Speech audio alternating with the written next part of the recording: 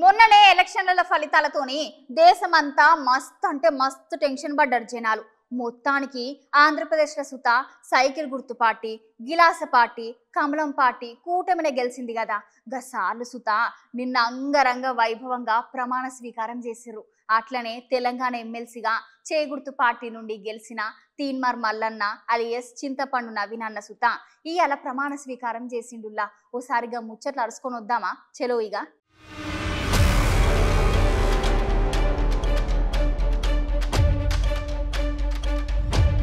అవునోళ్ళ అటు assembly MP election లో బోల్తా పడ్డ కారు ఈసారి సుత బోల్తా పడ్డది. కనీసం ఆ ఎలక్షన్లలో ఓడిపోయిన ఎమ్మెల్సీ అయినా గెలుస్తుందని మస్తు నమ్మకం పెట్టుకున్నారు కార్ పార్టీ లీడర్లు. కానీ దెబ్బ మీద దెబ్బ పడుతూనే ఉన్నదోళ్ళ.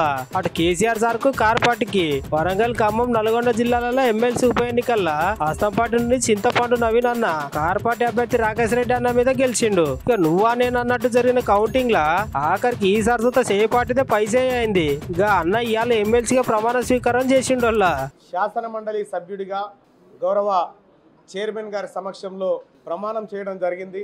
ఇది నా జీవితంలో మొట్టమొదటి అవకాశం.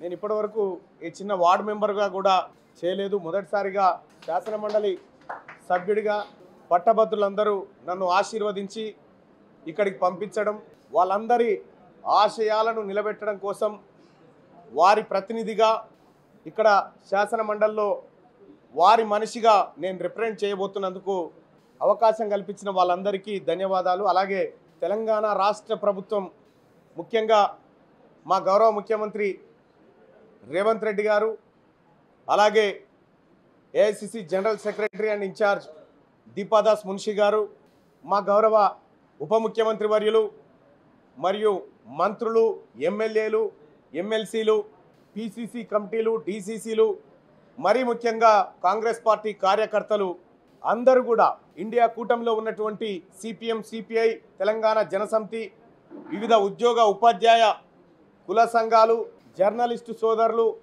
అందరికి కూడా హృదయపూర్వక ధన్యవాదాలు తెలియజేసుకుంటూ నన్ను ఇక్కడి వరకు తీసుకొచ్చినటువంటి మీ అందరికీ శిరస్సు వంచి